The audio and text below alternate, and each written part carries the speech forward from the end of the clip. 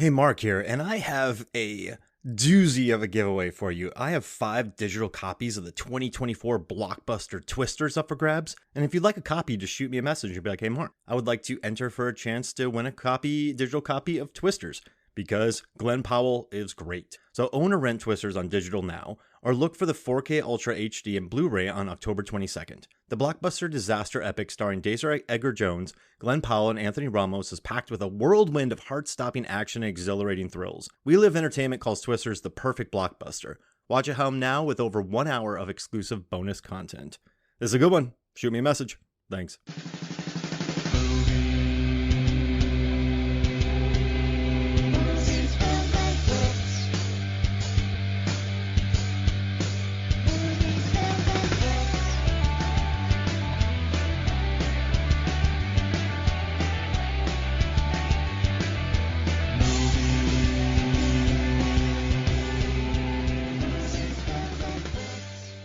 Hello and welcome to Movies, Films, and Flicks. I am Mark Hoffmeyer, and joining me is a man who just really wants to get home. It's Joey Lewandowski. Hi, Mark. Thank you for having me back. After hours. We're doing it. After hours. We're doing it. So I have a question. What if I just repeated everything you said the entire episode? Well, I mean, what if I just repeated everything you said this entire episode? No. Oh, no. Oh, no. Oh, no. What's your question? Well, what was my question? Okay, so this is the question. Yeah. Like, in Scorsese's, so since you're the host of Too Fast, Too Forever, are you starting off right off the bat with lesser Scorsese? Is this where this goes? No. Like, where would Fast and Furious, right? Yeah. What's the best and what's the worst? 5 is the best. Depends on who you ask, but probably Hobbs and Shaw is the worst. Okay, because it's not really a fast movie; it's a right. Hobbs and Shaw movie. That's why Quantum of Solace is my least favorite Bond movie, because it's not a Bond movie. So it's half a Bond. It's also half a Bond movie. So it's what, like, in After Hours terms, what Fast and Furious movie is After Hours in regards to Martin Scorsese's I think filmography? it's gotta be.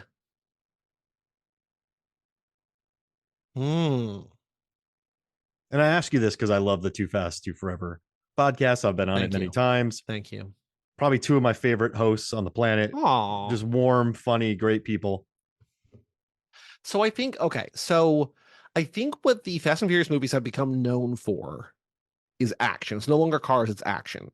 So I think when you think Scorsese, you think crime, right? So this is kind of crime, but not really. Not gangster, not mob crime, not organized crime the way that most of his stuff is. So I don't think it's like a later Fast and Furious movie. I think it's an earlier one.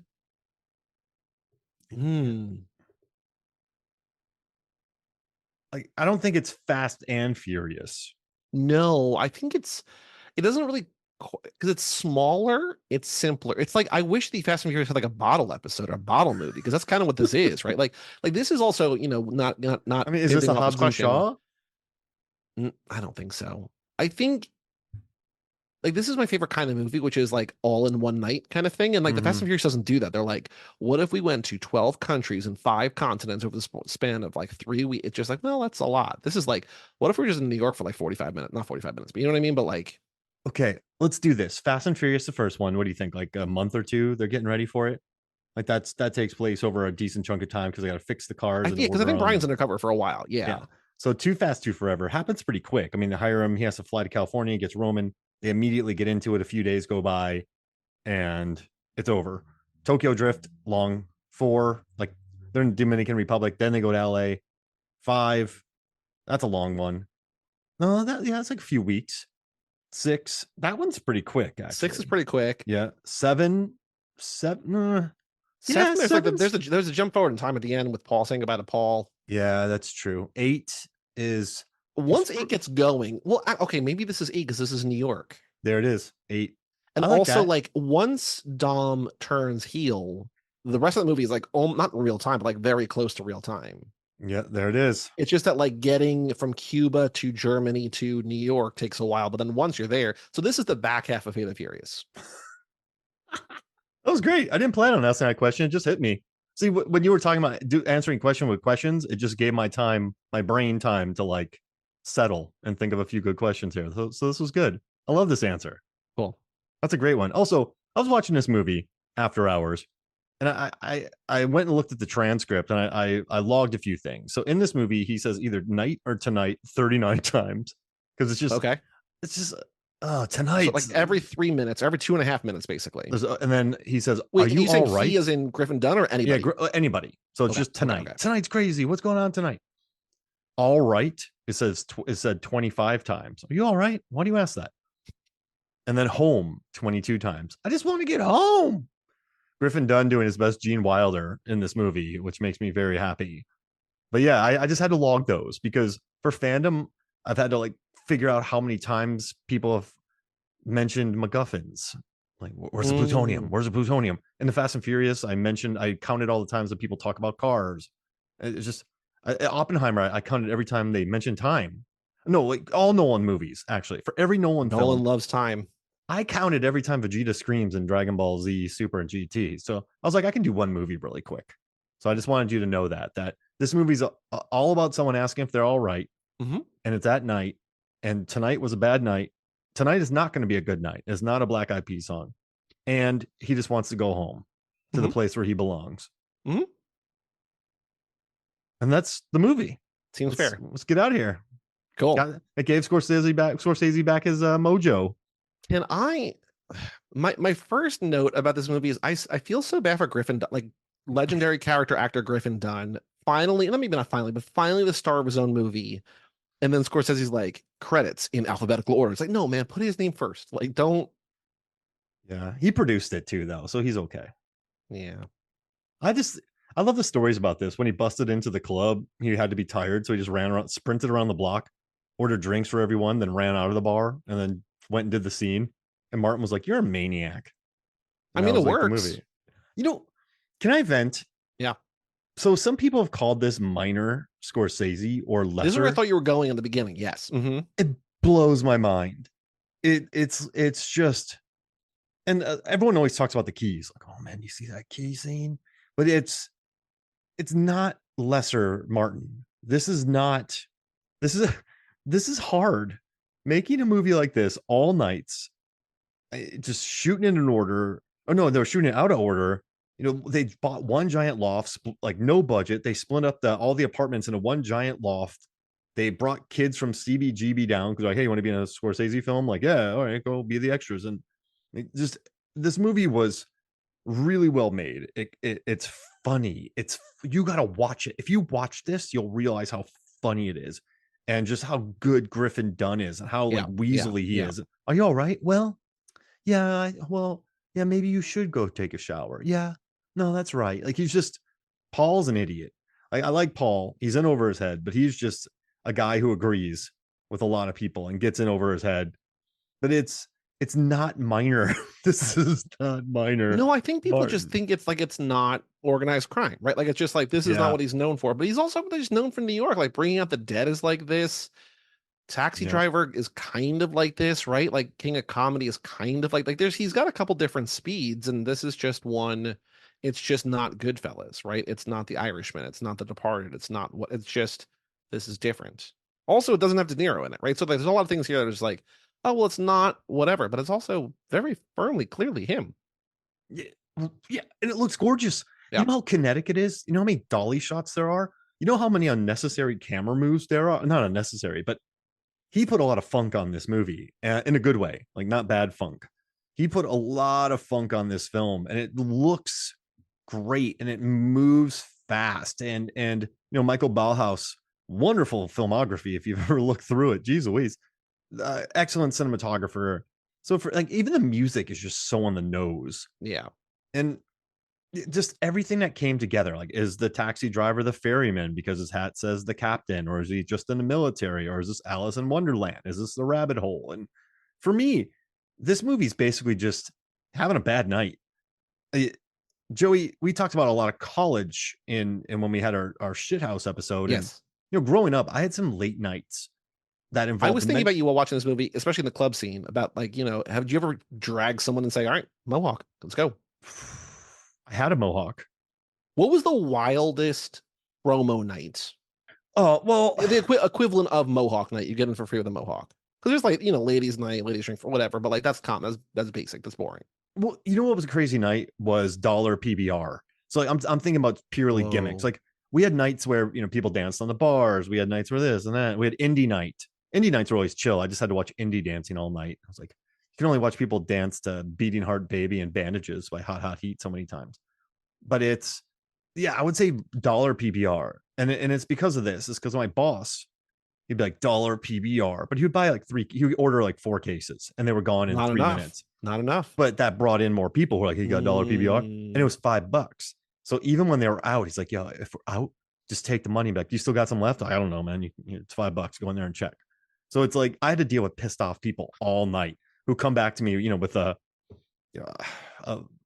Milwaukee's Bester, a tap, like a beer from a dirty tap that's not that cold. And they just were kind of looking at me like all pissed off. And I was kind of crazy watching the people with the dollar PBR because he didn't put a limit on it. It wasn't like 1 per. So you get some indie kid coming in who probably jumped out of the trees because when he heard about the news and just skittered his way there because indie kids love PBR and just skittered his way there, bought like 8 and then just sat in the corner like Gollum drinking them. Still paying more than he would have at the liquor store. $8 for 8. Well, at a bar though, he probably would have paid $3-4. No, at a bar, sure, but like if you, but yes, I get it. So he's sitting there with this tall boy. He's just like, oh yeah, like PBR, and it would just get so busy. And then I would take $5. I always felt bad.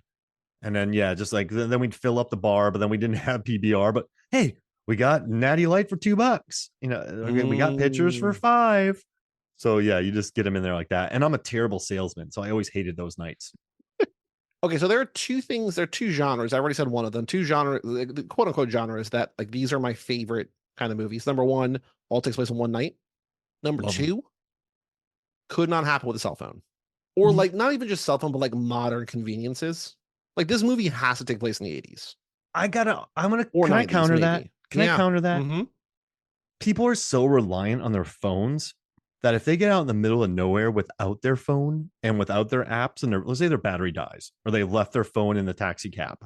Yeah. And they're just going around. Hey, can I borrow your phone? Can I borrow your phone? Can I borrow your phone? Like you call your phone, no one picks up. And then you're like, you don't want to download an app on their phone to give you a ride home.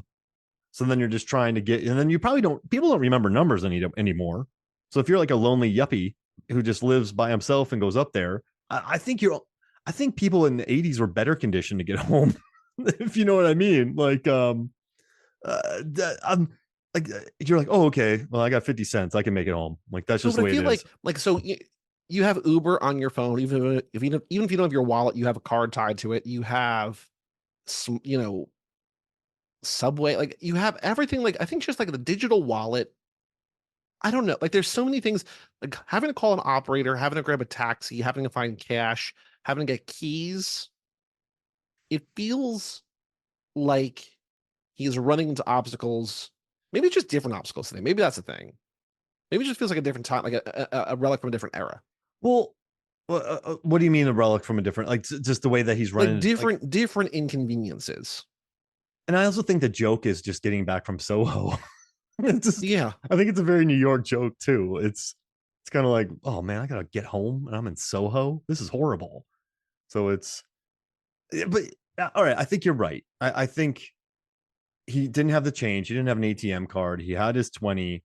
The guy took off. You have pay phones. People, you have to write down the number. You can't just text the number, so you have to remember it.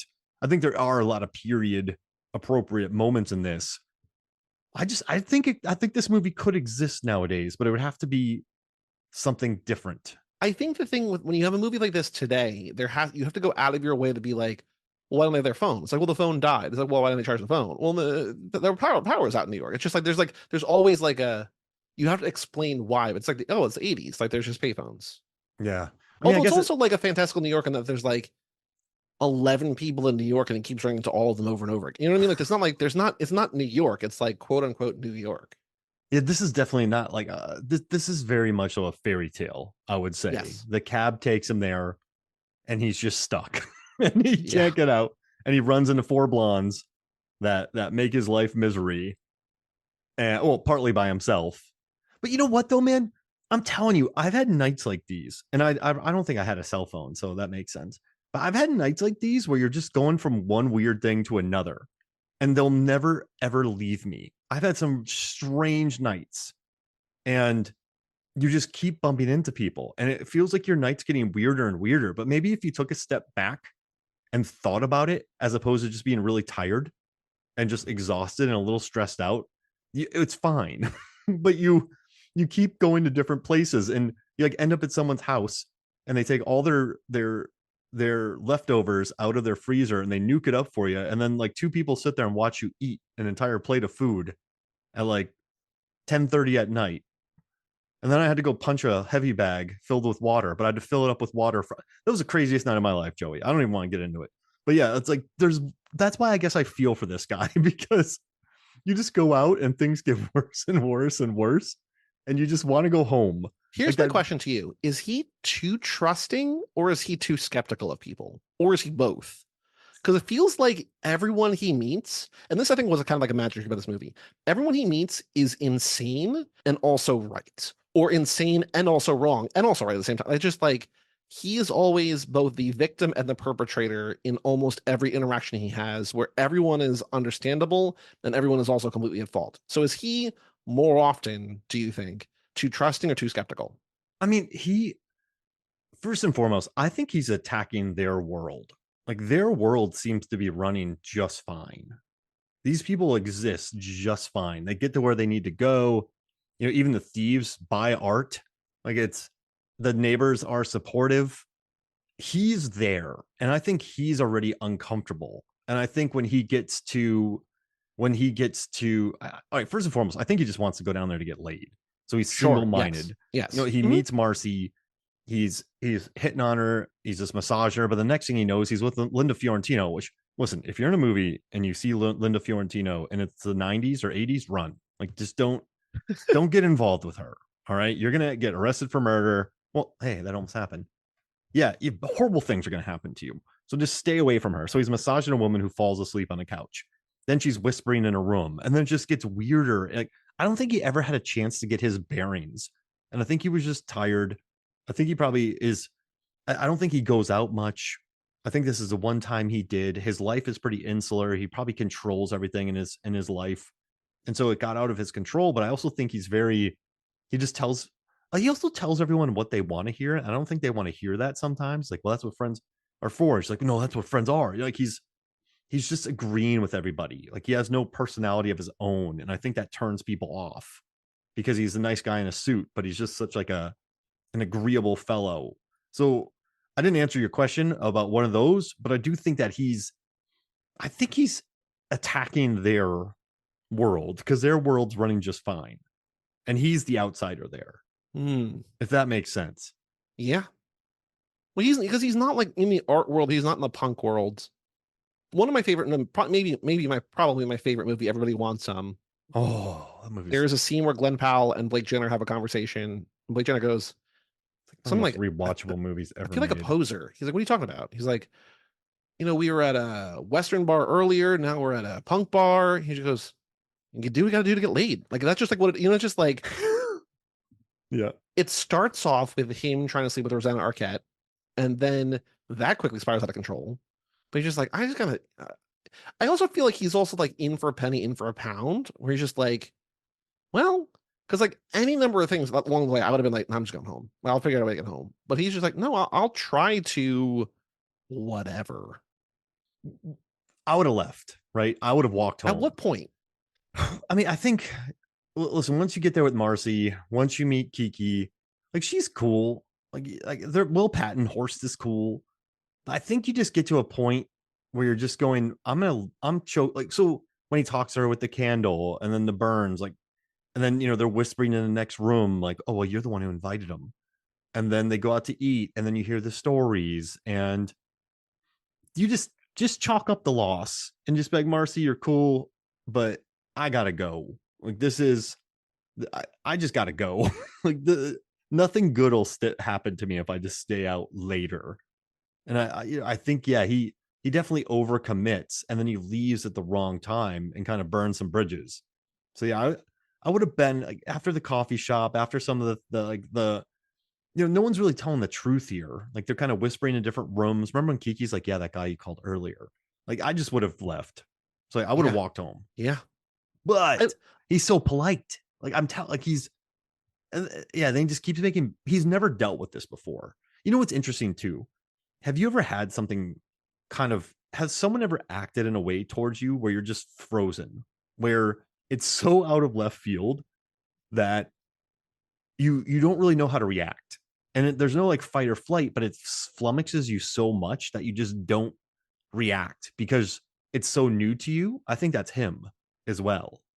yeah, where it's a little bit exciting, but also like very confusing. Yeah, like I mean, listen, this is a good night for him. He's running around, he's meeting ladies, he's being chased by mobs, he's meeting it's just Catherine O'Hara blowing her whistle. Like this is, it's gonna be a story he's He's gonna be just a talking word about. processor. Exactly. This is a story he's gonna be talking about for a while. And it's Do you think people will believe him though? no. These because it's like he enters a different realm. If that you tell people this story, I wouldn't tell people this story. Yeah, so I went downtown, I met this lady, I treated her terribly. I thought she had burns, she didn't have burns, and she committed suicide. But then there's like this club, and they tried to give me a mohawk, and then people thought I was stealing. But then some guys actually bought some stuff, and then they broke it. Then I met a lady who I rejected her, so she drew my face on some posters, and I mean, and then I got put in a paper mache thing, and then I got put in the back of a truck, and then I fell out of the truck, and I went to work. No one's ever gonna believe you, ever. There's no way to be believed. I guess you could be like, "Hey, read the paper. This is the woman." You're like, well, that's kind of weird that you're telling me this. So yeah, no Like one's gonna believe him. any one thing he encounters is believable, but like even two strung together, it's like no. And then like the whole night, mm-mm. But how much of it is real? Like, how much is it that would be totally normal if you went there during the day and not paranoid and tired? That's a good question. I don't know. Because there are some things when you're exhausted and it's been late and you just want to go home. You're not gonna look at thing. It's yeah. I mean, this is very much like the Odyssey, I guess. But he's instead of going after his family, he's just trying to get back home. But yeah, this is a. But that's why this movie rocks, man. This is Yeah. why Martin won Best Director at Cannes. Like this is why it won an Independent Spirit Award. This is a fun. You know what's nice too about it? Some of these movies they drain you.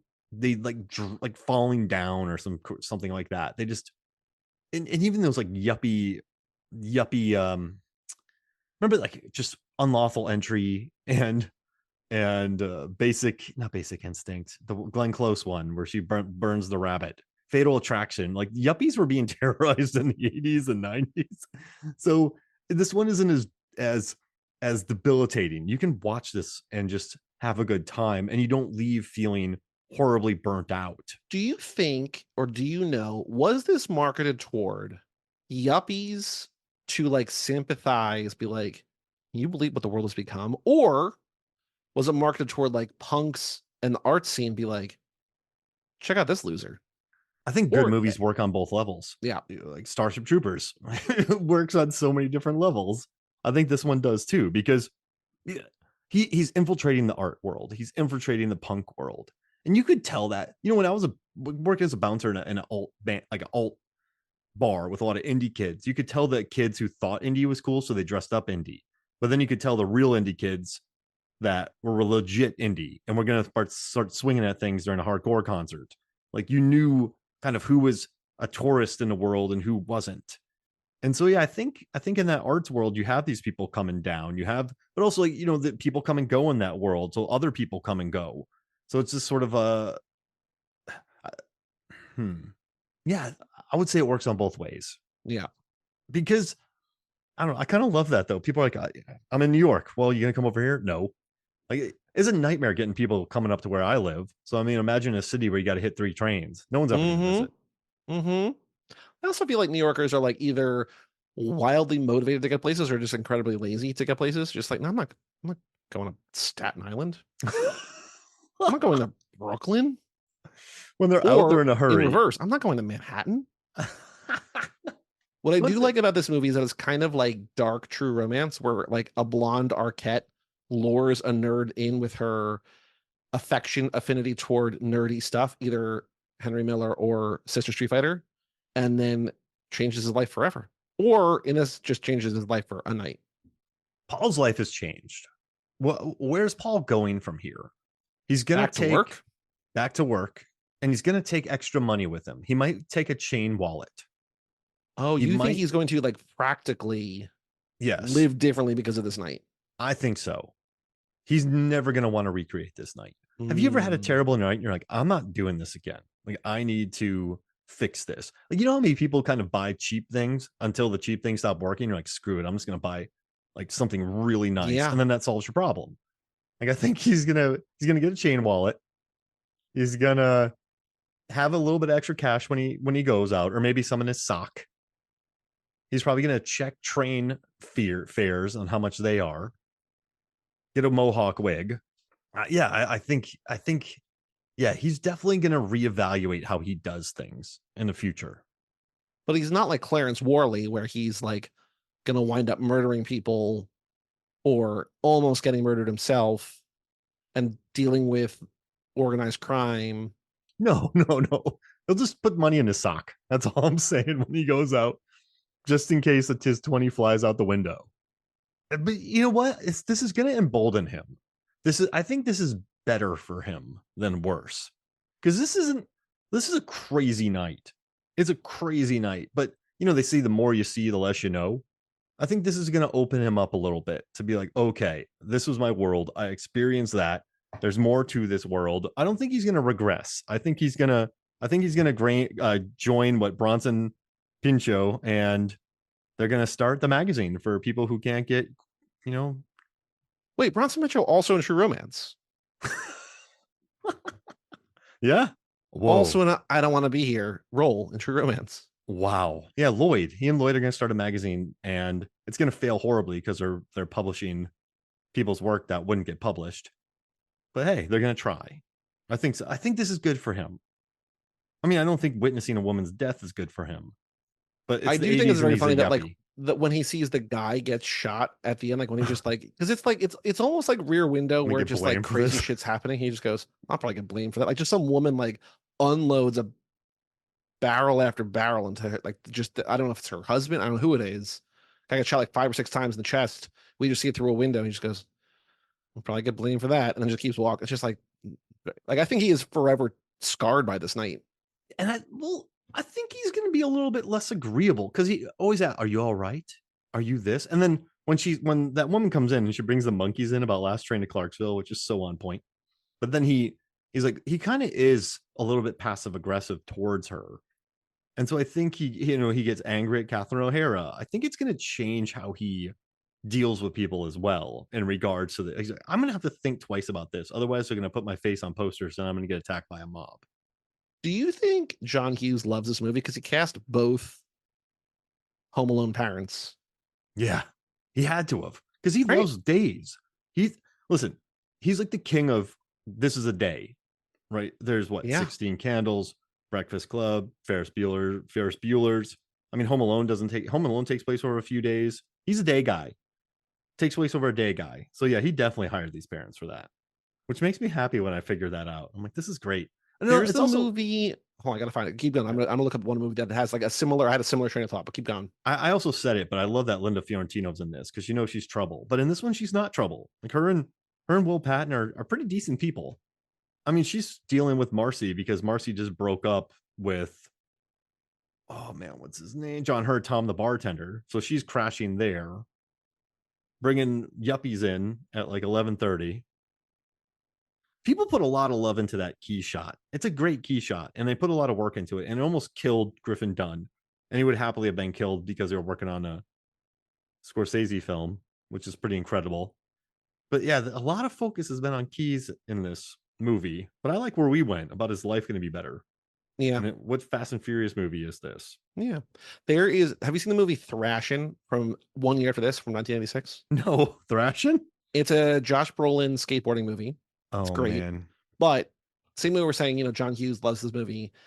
Sherilyn Fenn and Pamela Gidley, who plays Teresa Banks in Twin Peaks, like both of them were in this movie. And I'm just like, David Lynch probably saw Thrashin', which is like these two young actresses have it. and then cast them both in Twin Peaks. And I was just like, thinking about David Lynch watching an 80s skateboarding movie just made me happy. The same way that I like thinking about John Hughes watching this kind of movie, just like does feel like the kind of movie that he would be watching, but also maybe exactly would be watching. The boys then take their beef to the LA Massacre, a deadly skate race down a canyon road. You gotta see Thrashing, man. Thrashing's good. So it's like, is it like the R Airborne? It's like Romeo and Juliet and skateboards. No way. All right. It's probably on Tubi. Oh, It's on Prime, right? It's on Prime right now as we're recording this. Man, David Winters directed. All That's right. good. What? All right. Okay. Uh-huh. I never even heard of this movie. Yeah, there's a bunch of like extreme sports movies from the 80s that are all kind of get lumped together, but this is for sure one of the better ones. Tony Hawk's in this movie, Flea's in this movie, Anthony Kiedis. I loved when they would randomly pop up in movies in the 90s, like Airborne. Yeah. Well, No, Airborne's Airborne. also like Airborne is okay. The Chase, when those guys, the Red Hot Chili Peppers would pop up in those movies. It always made me happy. And now Flea's just like in everything. Yeah, Flea's great. Anthony Kiedis wrote a really good book too. Just want to let everyone know that. People make fun of the Red Hot Chili Peppers, and I hate it. It's like, what? Like, people go hard on them. It's like, why? I love the Red Hot. Listen, so when Mallory was born, she had to be in the NICU for 2 weeks. Mm-hmm. And so Megan had to be in the hospital for 2 weeks because she was born 6 weeks early. Then Mallory, so it was a month of just hospital.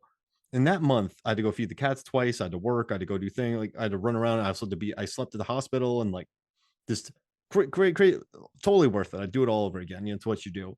But I shit you not, man. Like, the Red Hot Chili Peppers were always playing on satellite radio. So whenever my wife and I were in the car, with that time, yeah, like whenever my wife and I were in the car, I tell you, like, it was always Red Hot Chili. It doesn't matter, 90s on 9 or 2000s on 10 or pop rocks, like, or alt nation. There's always a Red Hot Chili Pepper song. And so we went and just bought a vinyl of the greatest hits, because during those weeks when we were just exhausted, there's always a Chili Pepper song. So I digress, but I'm telling you, lay off them, y'all. I like the Peppers. And I want to watch Ration. And I like After Hours. This movie also has one of, if not my favorite shot in any movie ever. Oof. Which one's that? It is. Can you give me permission to share screen in Zoom? Yeah, do that. Oh, I have to give you permission? You have to click on the little arrow next to share screen. Share screen, arrow, multiple participants can share screen simultaneously. There we go. Got it. I've learned a lot during this episode. Oh, yeah. She's like, I'll be right back. And then just push it. I think it's a dolly. That's not a push in. That's a dolly in, I think, that's right? a dolly. Yeah, there's a lot of dolly in this. Like, it's so quick. And it just dollies in. She winks and turns and walks away. Just like, oh my God. Like, I've only seen this movie twice, but the first time I saw this movie, you know, like a summer or two ago, whatever. But this movie is like, this is a summer movie. Like, I try not to be that kind of person who like gatekeeps, like, oh, you have to watch this movie in winter. You have to watch, but like, this is like, you gotta be sweaty when you watch this movie, I think. But when I first watched this movie, you know, a summer or two ago, and I saw this, I was just like, oh, I love this movie. Like, this one shot was just like, oh, this is a guy who knows what he's doing. That's why when people say it's a minor Scorsese, you're like, watch that shot. Yep. Watch that. Like, so Griffin Dunne said this was the only movie ever made where Scorsese just told him to run as fast as he could. Like, don't just jog. Don't just do that. And, you know, if you look in her room, you can see that she put up posters, but posters were torn off the wall. So the production designer would put posters up, tape them, and then rip them off and leave little. So they were trying to make it look nice. And it's just, the lighting is perfect, whether it's the wildly bright candle, whether it's the night light. They found really great practical solutions. You know, the taxi could be like the White Rabbit. They took one loft, made it into 3 apartments. Like the black yellow caution tape is a point, like Checkpoint Charlie.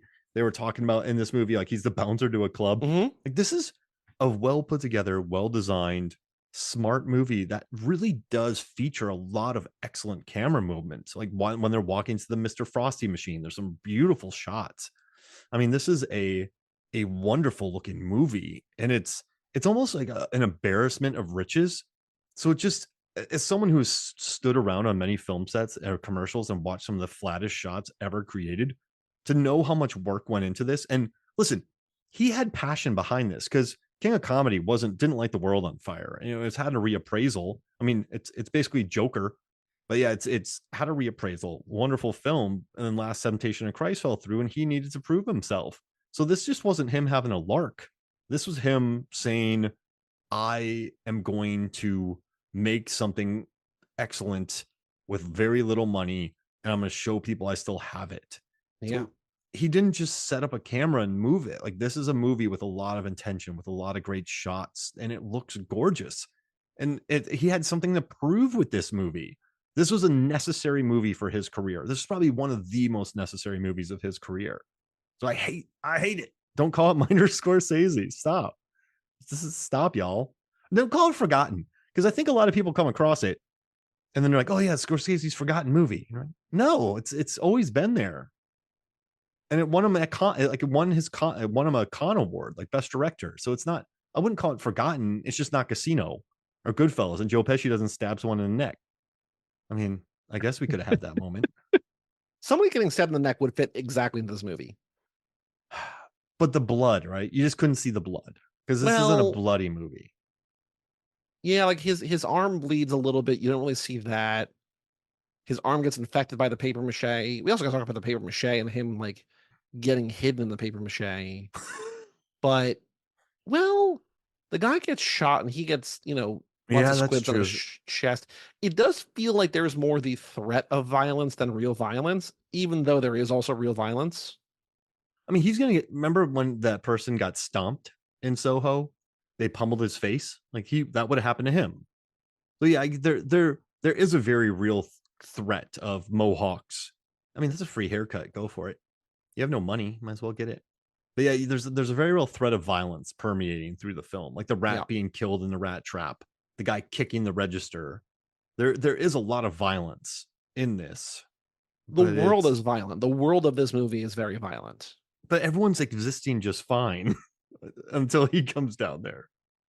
It's are they, or we don't know about it? He doesn't know about it until he goes down there. Like there's still that newspaper clipping is on his arm. Like that already happened. Well, here's the thing. Okay, so this is really random, but when I lived in Florida, I used to go to Ybor, and every time I went to Ybor, I got in trouble. And I was telling someone a story about my nights in Ybor, which I won't share here. But the person goes, Mark, he goes, I don't think it was Ybor that was the problem. It sounds like you were invading it. And I kind of thought about that for a second. I went, I think you're right. So Ybor was just there, and I showed up and stayed there too late. And then problems happened. So it's nothing crazy, but you always find something. So I think it's just down there existing, and he showed up and problems happened. Well, I mean, not to get too morbid here, but like, would Rosanna Arquette have still killed herself if he didn't show up that night? I mean, she had the pills, she had the breakup. I mean, maybe not that night, but like at some point. I mean, she's had a wild life. So she had the breakup. He kicked her out. She met Dunne. He left.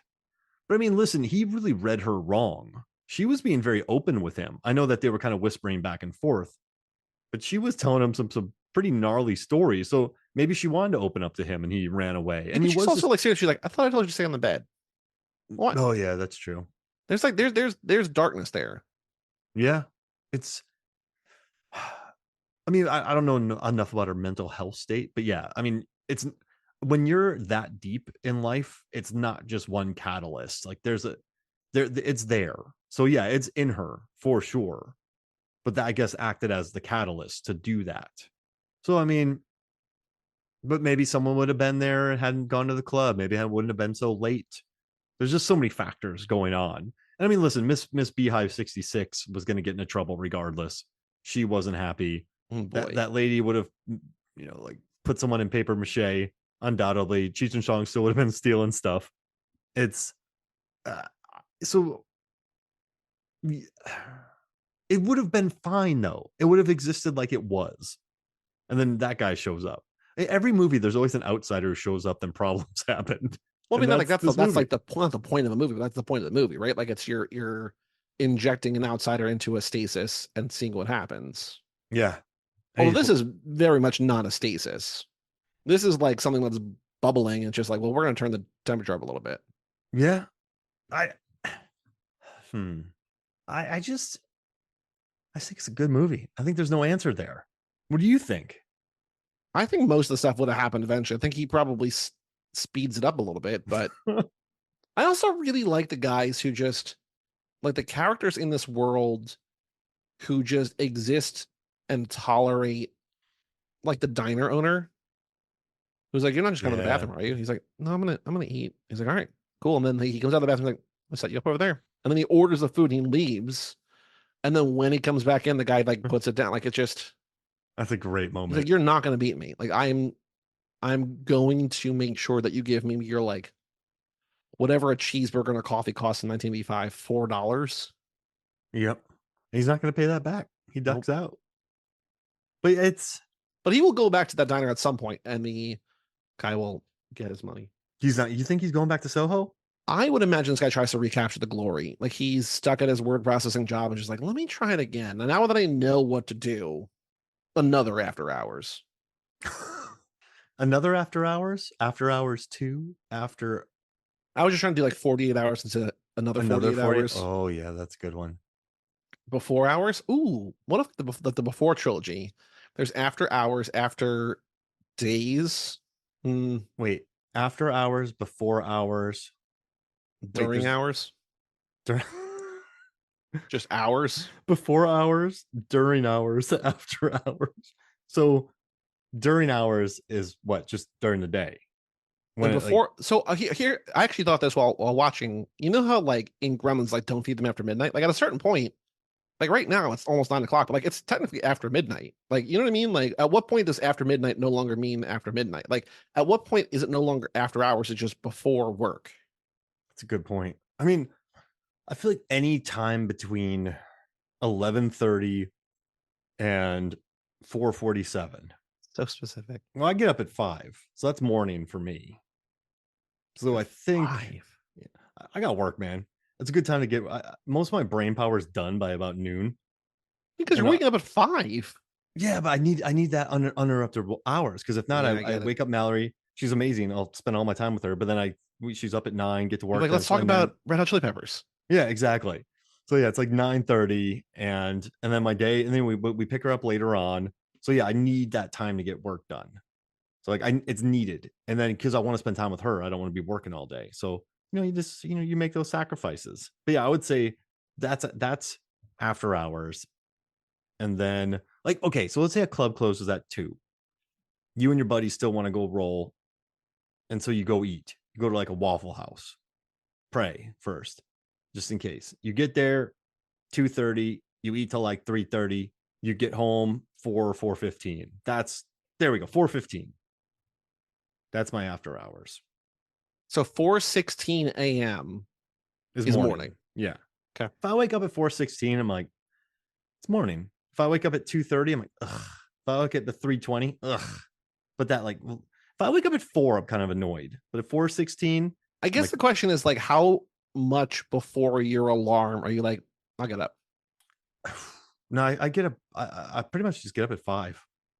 So even if you like roll over and look at the alarm clock or whatever, it's like 4:50. I'll go back to sleep for another 10 minutes. Okay.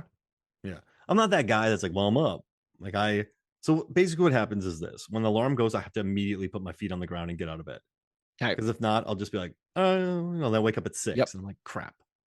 So I've conditioned myself to, because on the film industry too, you get 3 hours of sleep. So you're just like, get up, get up, get up, get up. Like that's your life. Like get up. So yeah, I have no problem getting up. And I have no problem going back to sleep. Unless I've watched a horror movie or something. Do you Like ever, and this Barbarian. has nothing to do with after hours. So sometimes like, sometimes like you wake up and you're like, I'm still tired. Like, I don't know why I even want to, like, it just like it doesn't work. Sometimes like recently, like I go to bed at 11. I'll wake up and be like, wow, that was a good night's sleep. And I look at the clock, it was like 12:15. Like I was asleep for like an hour. I'm like, how, what? Then I go back to sleep and I'm just like, I wonder if I could like, how much time I could buy off that like one perfect sleep cycle. You'll be regretting it by about 3. Oh, I know. I'm not trying it, but I just want, Yeah. I wonder. That's a good question. It's sometimes I do wake up really early and I feel pretty good. But then I just go back to sleep. Because then I get up around 5. It does feel like you're like buying time or something, right? You're just like, ooh, I found extra time. Like I'm rested now, but like I get to sleep some more. And Although also too, maybe oh, sorry, go for it. no, I was just saying like maybe buying time would be like getting up early, but like maybe selling time. I don't know. I don't know. I love waking up around 2 because then I'm like, I get 3 more hours of sleep. Like I like that. But if I wake up at 4:30, I'm like, crap, I got a half hour sleep. Probably take me a couple minutes. That's when it gets annoying for Yep. me. Yep. So yeah, there's a lot of ways to spin after hours. But yeah, no, I'm with it. During hours, before hours. I mean, like, there's always a weird calm before a storm too in that morning period. You can get in some weird stuff in then too. So yeah, we need these movies. Hey, I put together a list. You want to hear it? Uh-huh. Okay, so in this movie, he comes across 4 women, and he survives. He gets home. So I picked 4 characters who I think I would have the craziest night imaginable, and I could Not good or never bad, just memorable. horrible, but like Horrible. really Okay. scary. But I would Okay. live. But I would just be like, geez Louise, I'm never going out again. So I would take Adrian from Titan or Titan because Uh-huh. she's a maniac, serial Uh-huh. killer, car show model. That's gonna be a crazy couple hours. Uh-huh. I have no idea what would even happen there, but I feel like your entire list could just be like from French movies. Like I'm just thinking about like Leos Carax from Holy Motors. Just like that's a 45 minutes you don't want to. that'd be an interesting night. Yeah. And that cab from what Cosmopolis, that'd be a fun time too. Then I'm Mm. gonna go Bridget Gregory from The Last Seduction, and that's Linda Fiorentino. So right now we're covered from 11:30 to 1:30. So this is 1:30 to 3:30. No, this is 1:30 to 2:30. I meet her, and she Okay. tries to get me to kill her husband. I'm like, I'm out. I Okay. just run. I don't let her burn anything. I don't let her get a hold of anything. I wipe off all my fingerprints. I'm like, get away from me, Linda Fiorentino from 90s movies. Leave me alone. Yeah. Around 2:30, I run into Teju from Thirst. With King Opin. She's a vampire and she's a maniac. Mark, I feel like she would just kind of play with me. This is a terrible evening. I feel like she would just play with me for a little bit, like throw me around. And then hopefully, just someone would come and I could just get away. And then finally, Jerry Lynn from Demon Knight. So she's a good guy, but she's probably being chased by something horrible. So I would she would use her blood to lock me in a house for an hour. Which I can't leave. You have to wait till daytime. I don't know why I did her voice like that because it's Jerry Lynn. But yeah, then I would just have to sit in an area that's covered by the blood of Jesus, blocking all the doors until daylight comes out, and then I could get home. And that's my night. It feels very specifically structured in a way to maximize misery. I mean, I thought it through. I was like, what's an interesting night? Who do you think is the hardest of those 4 to get away from? Oh, I mean, I'm pretty polite. Everyone everyone who's nice to Adrian gets killed too. Maybe she's a firefighter by this point and she's undercover. There it is. And then I just end up dancing with the firefighters for like an hour and then I leave. I get pulled to be an extra in a Julia Ducournau movie. But then I don't know, like Teju I'd just be like, I'm dead. I'm like a rat. Like I'm a mouse. Like I'm done. Like, just like a cat playing with a mouse. So I would kind of give up. But I think Bridget, Linda Fiorentino, because man, how am I going to get caught for later? Like, I feel like a week later, I'm just going to get arrested for something. Just your fingerprints were all over the scene. What? Yeah. Like, that's it. So yeah, Bridget Gregory, Linda Fiorentino. She's going to get me. But yeah, I like this list because, he ran across 4 ladies. You like the list. The list seems terrifying and terrible. Like it seems like literally by definition miserable, like filled with misery. But imagine surviving it. Sure. Could you? I mean, I'm still alive in general. I think I could do it. I think so. Because I have no problem leaving places. And getting out. And I'm pretty good talking.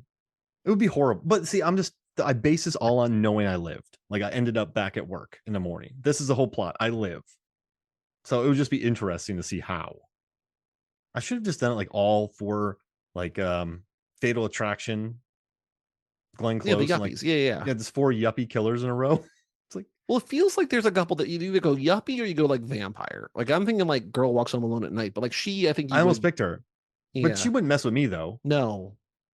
But it'd be cool, like listen to music with her. Yeah. Like that's where I was thinking very Jim Jarmusch vibes. Like Tilda from Only Lovers. Yeah, they'd kill me though. Yeah. Yeah, Mia Wasikowska would like obliterate me in that movie. Yeah. I think Mia Wasikowska from any movie would obliterate you. Yeah. You don't want to mess with Bergman Island. She's great. Stoker. Oh yeah, we're covering that with Zanandi soon, so I'm excited for Stoker's that. a cool movie. Park Chan-wook. He did, yeah, great director. But yeah, I just think, yeah, like I just want Julia Ducournau's awesome, and there's just when I was thinking like a bad night, like her movies have some really bad moments. So that would be starting off really Do you have any bad. like cults? Because I'm also thinking of like Annalie Amirpour, like Girl Walks Home, but then like Bad Batch, where like Keanu was Want the to get cult my leader. leg or something, like cut my leg off and eat it. No, I'm thinking like not even like early in the movie, but like late in the movie where like Keanu's in that all white suit of that big mansion. Like you don't want to be there. Mm. I wouldn't go. I wouldn't do that. Mm. I would. I But you're don't also trust saying that that. like you're in control of this night. I don't think you're in control. I think you have to like go where the night takes you. Oh, I'm pinballing for sure. Like I wouldn't consciously choose to mess with a bloodthirsty vampire. What about you? Mm. 4 people. Bad night. I just think that demon night would be pretty interesting. Like just blocking off the windows and using the blood. Then we just chat for a while. She actually technically saves my life, and I could probably get a nap in. Who would be like the most annoying? Not like you're in fear of your life, but you're like you wish you were in fear of your life. Just trouble. Like what do you mean annoying? Like someone who would just like not stop talking. Like I'm thinking of like a stereotypical like 90s teen girl in a high school movie. Let's see, 1990s teen movies. Look, you know who I would love to meet, but also would be terrified of is Dan Stevens as quote unquote David in The Guest. He'd be scared to run into because you're like, what you got going on? He just shoots some people. Like he would snap some arms. What about from The Faculty, that undercover alien lady? I haven't seen that in a long time. Oh, okay. But I know like anything about The Faculty, I would not want to cross paths with in the middle of the night. What about one of those like Jawbreakers, Rose McGowan, where they're just talking hyper stylized That's what I dialogue? mean, like a Valley Girl, right? Like a It's not to like stereotype Valley Girls like in real life, but in terms of like how movies have portrayed them. This is really random. I love Yeah. Juno, but imagine being stuck with Juno for 2 hours with that language. Oh, stuck like in a Diablo Cody movie from the early But 2000s. I love Lisa Frankenstein. I Tully's really good. We did an episode on young Jennifer's Body's adult. good. Yeah, They're all Jennifer. good. We've done. I've covered most of these I movies. liked So like, Paradise. oh yeah, it's like I dig her stuff. But imagine being stuck with Juno and hearing that dialogue for 2 hours. They're like really Ooh. on the nose one. I mean, it was Academy Award nominated, but this is years later. I'm trying to think of like who else I would not want to cross paths with. You know, I mentioned Twin Peaks earlier. Any incarnation of Bob, the spirit, would be bad. Bob. Bob's like the long-haired kind of wolf man who inhabits bodies and is what who actually killed Laura. Oh yeah. Oh gosh, yeah. Black Wait, you Phillip. no, don't be stuck with him. That's bad. Bob or Black Phillip? Both. Bob? Oh, that's bad. Yeah, I would not want that. Dennis Hopper from Blue Valentine. You go drink some You could just like PBR. go in any Lynch movie and grab 4 people, right? Like any Yeah. the creature behind Winkies. Oh god. Ah! So what's up? Oh man. What about one Yeah, of the like characters that from you spend like an hour behind that diner with that guy. You're like, I don't want to be here. one of the Empire Records characters? Tweeter from Varsity Blues. He'd be fun. What about Matthew Broderick from Election? He's Oh, terrible. what about like the wrong kind of Kevin Smith character? Oh no. Like an aggressive, nerdy bro. No, thank you. I'll take my chance with a vampire. So who you got? Who are these people? I got Oh, you know Bob from what? Twin Peaks. I got No, Black, wait. I got Black I have a Phillip. different mission for you. You're picking Okay. 4 characters from Scorsese's filmography. Oh, that I don't want to be stuck with? Yeah. No, you are. And you're going to meet 4 of them in one night. And you can't, you have to pick 4 of them. Like, you don't Okay. want Joe Pesci from Goodfellas. I'll take Beehive 66 in this movie to make sure this movie is represented. I don't want to run into her. She seems unhinged. Yeah. Pupkin is where I was going next, number 2. I would say, oh, I had a third. Oh, what about late stage LaMotta from Raging Bull? Whew. I was thinking Jordan Belfort. Oh man, you'd be on like a jet ski, yacked out of your brain. It could be cool. It probably like I would not jive. And then What about one of the accents from The Aviator? what Like about you're just, Judas? Winona Ryder from Age of Innocence would play you pretty good too. What about Harvey Keitel from Taxi Driver? Just like 4 Harvey Keitel characters. Just be like, no, I don't want to run Mean into any of you. Streets, Taxi Driver. You can toss in his Jake Bad Lieutenant character. I'm seeing Mean Street for the first time this Thursday in the theater, which I'm very excited about. Cape. Oh man, you're not Daniel. Like, oh, that'd be bad news. Hanging out with Max. What about Michael Jackson in as Daryl in the Bad music video? Yeah. Could be bad. What about Andrew Garfield from Silence? Just even that movie's good, man. I don't know why people. I don't know why that movie's very expensive, and the studio that made it probably regrets it. But I enjoy it. Feels wild that was in theaters. I saw that in theaters. That's a movie that should put you in director's jail. Where I love it, and the book is good, and it has a very important message. But 6 people are going to watch it. Mm-hmm.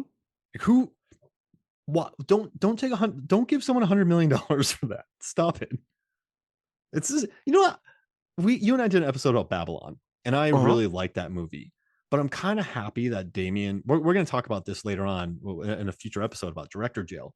But I think Damien Chazelle's director's jail did him good, because as much as I love Babylon, I do think it was irresponsible to take that much money to make that long of a film about that niche of a type of, like, just, it's not even his focus. Like, he just made a 3-hour long ensemble piece that doesn't go as extreme as it should, but still goes extreme, but it's still really good. And I like it. And I have a big laugh at it. And I love this. I love it, but I would never have given him $80 million to make that. So no, it's insane. I love it. Him taking time off was good. Like, listen, man, you were pretty irresponsible there.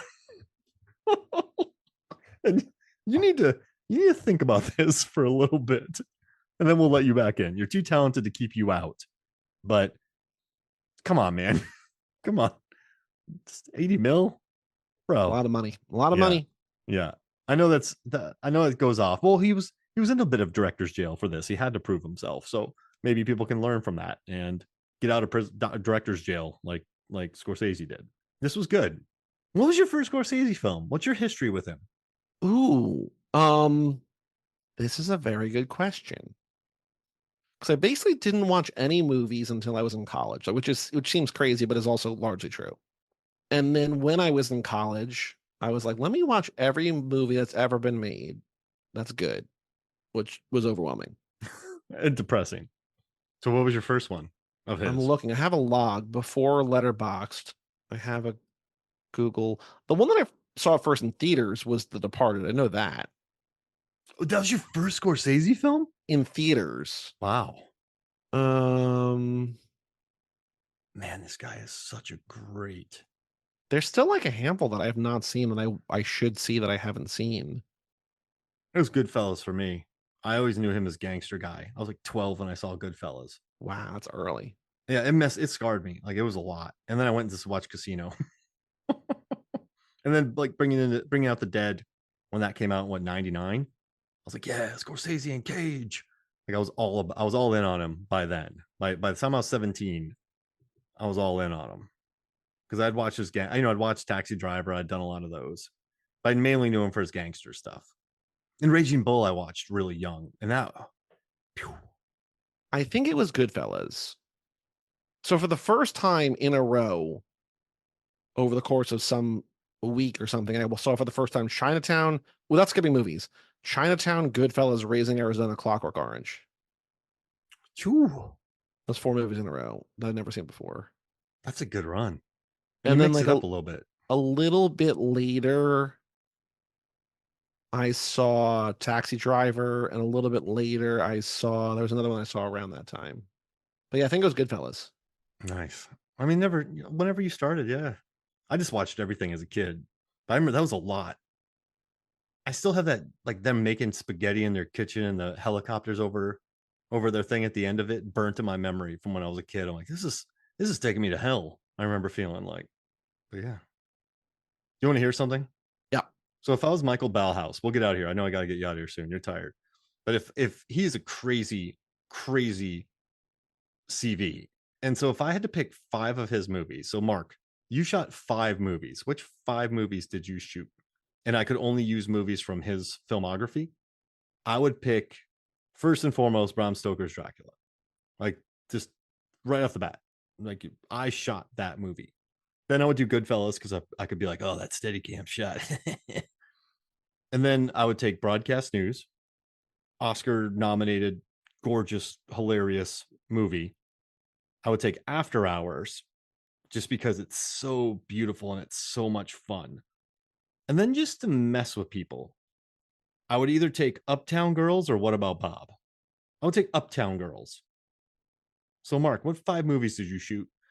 Yeah, I shot Bram Stoker's Dracula, Broadcast News, Goodfellas, After Hours, and Uptown Girl. Just really throw them off. Those are the 5 I would pick. It's so like he's got such a weird filmography where it's like mostly Scorsese, and then there's like a left turn where it's like The Legend of Bagger Vance. Like I know What that about Bob? I know that like sometimes people just take jobs for the money, but it's like I'm Scorsese's guy and also a Wild Wild West. It's so weird. It's But also gorgeous. like that's like I feel like cinematographers and like composers and stuff are just like this is just what you get. If someone walked up to me and like, what, Mark, I would pick 3 to be serious. Bram Stoker's Dracula, Goodfellas, and he had another one in there that's absolutely gorgeous. And Bram Stoker's Dracula. Age of Innocence is like one of the most sumptuous, gorgeous films ever made. But I would do Broadcast News, Goodfellas, and Dracula. I love The Color of Money. I would have The Color of Money in there. Yeah, it's a great looking film. I just can't get over his hair in that movie, Tom Cruise. Yeah, I'd such a weird thing to say, but he shot Under the Cherry Moon. And What About Bob? Yeah, he has gorgeous movies. I just think Dracula is one of the finest, Sure, yeah, examples. Like, and then Goodfellas too. Like, you shot good. Mark, you filmed Goodfellas. How were you? You were 2? No, you were 7. I was precocious. That's what I'll tell people. I was 9 I was probably 8 when I started shooting Bram Stoker's Dracula. And then I just took all that expertise and I shot Wild Wild West when I was 17. That'd be a crazy story. I think everything you just said in the last 90 seconds, like if any of that was true, would be crazy. Like the Oscars, like nominated for cinematographer for Bram Stoker's Dracula. This 2.5-year-old, this 10-year-old with like a mullet, like the cheapest tux ever. Yeah, everyone's like, and Coppola's like, he just felt right. He just felt right. I know that like sometimes like really young kids get nominated for acting and stuff, but like imagine if like a 10-year-old was nominated for cinematography, be like, hold on, what? I would love the behind the scenes. Like I have a cigarette in my mouth and a coffee, and I'm like, yeah, give me the 35. Like, Jeff, get off the dolly. That doesn't look level. Fix the track. As your voice is squeaking as you're going through puberty. Hey, fix the track. Hey, Billy. Hey, where's my dolly grip? Get better, but hit the timing better. Where's my focus puller? This is the next movie Scorsese's gonna do. Kid DP, cinematographer. Baby? Yeah. As a kid, I suppose a boss baby. It's a deep cinematographer baby. Yeah. That should be Tarantino's last movie. Listen, how am I supposed to spoot this? Hey, Sergio, how am I supposed to do this here, man? When the explosion's going off. That's his little kid just yelling. I would watch the hell out of that movie. What do we got? Kodak film? How much we have to shoot? Time. Would you rather watch that movie or a movie that kid makes? I'd watch the movie with the kid, but it would have to be as earnest as possible. So you don't want to see what this kid's talent level is. You want to see on a movie about him. Like, so I'm talking about this movie coming up soon. Oh man, what's it called? It has a bunch of zombie Nazis in it. And it's a lot of Overlord. And it's they play it very seriously. I like it a lot. And there's no winking. Like there could be no winking. Well, the movie like surprisingly becomes a horror movie. Like if you don't know what it is, you're like, wait, hold on. What is it? What's going on? It's just like a beautiful B movie. But this kid, it would have to be totally normal. Like it would be like Once Upon a Time in Hollywood. I know it's a comedy, but with a 10-year-old shooting a movie. And like the 10-year-old drives, like he's dating Margaret Qualley. Don't even start with the logistics there. No, wait, he's dating Haim from Alana Haim 3. Yeah, from Licorice Pizza, because she already did that one movie with Hoffman. Get in the car. Is it a real car? Or is it like a big, like a big, like a Power Wheels? I mean, it's a big 10-year-old. Precocious. Big 10-year-old. Okay. Yeah, probably played by like a 14-year-old. Oh, okay. Yeah, but like dressed down. No, it'd have to be a 10-year-old. They just don't cast 10-year-olds in Hollywood like they used to anymore. Yeah, no. Yeah, 10-year-old DP. Guys, I got 6 hours to shoot today. I got my lessons. Honestly, I would watch that movie. You know what? If I was a kid DP, I'd be like, listen, just tutor me while we're doing this. Like, look at this lens. It's 35 millimeter. We're planning the amount of track, and I got to figure out the focus pull with the math. Like, that's like just figuring out the lenses and all the numbers here and where to pull and how much track we need. I'm doing math. Like, this is class. And I'm doing geography. I'm doing production design, science. Like, how much light is hitting the meter? Okay, we need another 2%. Done. Tutoring is over. Why isn't this not only a movie? Why isn't this happening? Like, why aren't more 10-year-old cinematographers? All right, let's get you out of here, man. Can you imagine, like, if, because like I've been trying, like, on Too Fast, like I do, director, writer, producer, whatever. I also been doing cinematographer because like a lot of the people cross over. I'm also trying to, like, up the game a little bit. Be like, so Joe, like, this cinematographer, this was the first movie, but he was also in 3rd grade when he shot the. Like, what? Hold on, what? I don't know. So House, right? He brought in his daughter because he had seen the horrors of World War II, and he felt like his imagination was gone because he became such a realist and he was so broken. So he brought in his daughter to bring in the really fanciful elements of House 1977, which influenced Evil Dead, and it's a gorgeous Japanese horror film. So maybe someone's like, I need a 10-year-old for that eye. I'm too jaded. All these guys they're like, we can't do that, boss. We can't do it. That's just not the way it is. Like, poor Terrence Malick, like that, everyone quit on him. So it's like, I need a 10-year-old. I need that imagination. Go get me one. A 10-year-old DP. Done. It'd be so good. It would be so good. Or terrible. But that's also like, that's the through line of After Hours. Is like, is this a good experience or bad experience? I don't know, but it's an experience, right? Like, would 10-year-old DP be good or bad? I don't know, but it'd be an experience. I think a 10-year-old DP could do all right on a Wes Anderson film because Wes Anderson's so detailed. He's like, I need 50 yards. You're shooting this. I need a focus puller. So like the baby can't just go full Terrence Malick, 10-year-old kid. Like you need the kid would need to shoot a movie that's very rigid. The look is very rigid. Like it can't be Tom Cruise moving around everywhere. The kid would need a nap and a juice box. It would just need to be a very controlled set. So the kid shot in a violent nature. Because like I could follow this guy through the woods for 45 minutes. That's fine. on a helmet cam. So he's not too short. Oh, imagine that movie from a literal different POV, just like about 3 feet lower down. Now here's the thing. A lot of DPs don't all carry their steady cams. There's a lot of steady cam operators. So the kid would just be at a monitor, and kids just love being at their monitors now anyway. So just give them an iPad with these kids. Yeah, give them an iPad and just have them follow around. He's like, just instead of watching Bluey, they're watching this guy murder people. Yeah, a little to the left. I want this kid hands on though. Got it. Yeah, just swearing and cussing and spitting. Yeah. You know what would be funny? So let's say they shot The Age of Innocence, right?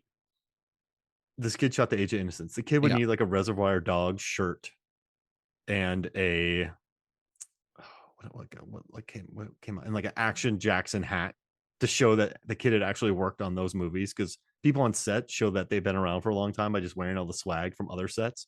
Like it was like a big pull when a guy had a Waterworld sweater one time. You're like, oh, it's like 20 years ago. So the kid's like wearing stuff from years ago that he worked on, or they worked on, but they're like, they have hats from 5 years ago, which technically means they're 5 years old on that shoot. That would be like the ultimate street cred. You think this is impressive? I was working on Back to the Future 2 when I was 4. Props. Yeah. All right, let's get you out of here, Joey. Where can people find you? every Tuesday, Too Fast, Too Forever, which you mentioned earlier, Fast and Furious movies. We alternate 3 different types. We do Fast and Furious movies, we do pit stops, which are related movies, and we do just news about the Fast and Furious and catching up on our lives, chit chat, whatever. So every Tuesday, one of those. And then every other Thursday, if you like books, if books are more your thing, even though you're listening to a movie podcast, How to Win the Lottery every other Thursday, where we do a book club podcast. Email in about any book you've ever read. We'll talk about it on the air. Any book? Any book. Umberto Eco's Foucault's Pendulum. We've mentioned that on the podcast. We've not covered that before, but do I have that? Have you read it? I had at one point. It's one of my favorite I owned all-time it at one books. point. Because we are going to do House of Leaves, and I feel like that's in the sort of like oeuvre, kind of, sort of as that. Maybe I don't know, but we've mentioned Echo on the podcast for sure. It's one of my favorite books of all time. Lottery at GageClub.me. Just go to GageClub.me and poke around. There's new episodes almost every day, but Tuesdays every other Thursday. And Mark will be back on soon on Too Fast. Hey, give me on a Patreon episode. I can let loose. Oh yeah, After Dark, behind the paywall. Listen, y'all. Seriously though, the Joes are the best. Well, thank you. No, trust me. Yeah, you guys are great. So thank you for joining me, man. This is wonderful. I'm excited for, look, I think we said last time, I gave you a long list of movies that I love that I don't know where else I could talk about them. There's another one. You already picked the next one after this. I'm excited about that one too. If that keeps on giving. Yeah. And we got more good movies too. I just keep thinking about Bottoms too. So we'll have to get to that one day. Ooh, love it. But so for me, Mark Hoffmeyer, for Joey Lewandowski, this is Movies, Films, Flicks. We'll see you next week.